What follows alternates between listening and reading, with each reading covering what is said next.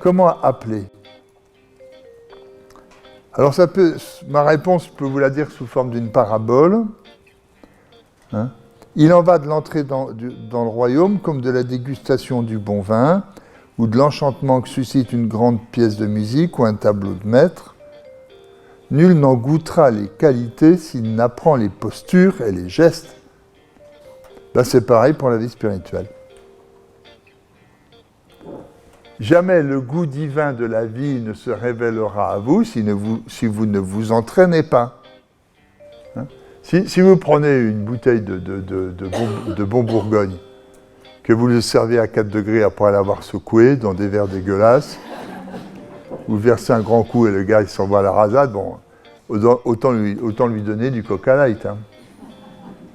Par contre, si vous prenez la bouteille, qu'elle a été à la bonne température, qu'elle a été aérée suffisamment, qu'elle est servie dans un verre en cristal et qu'on regarde, qu'on fait tourner, qu'on va couler les esters.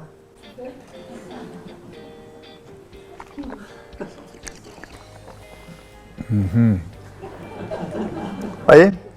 Et à la fin, votre bouche devient comme un paysage, riche de multiples sensations que vous pouvez analyser. Ouais. Ben, c'est pareil pour la vie spirituelle.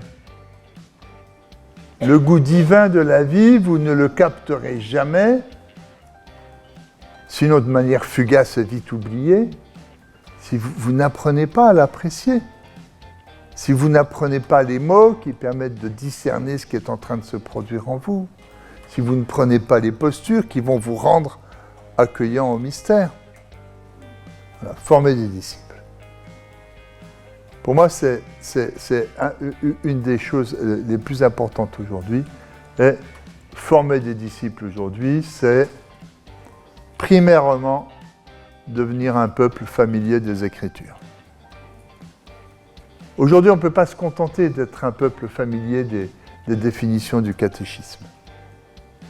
Dans la situation bousculée qui est la nôtre, déstabilisée qui est la nôtre, c'est la fréquentation en Église, en communauté des Écritures, qui nous donnera une stabilité parce qu'elle nous fera découvrir notre foi comme une histoire avec Dieu. Et pas simplement comme un recueil de convictions sur lui.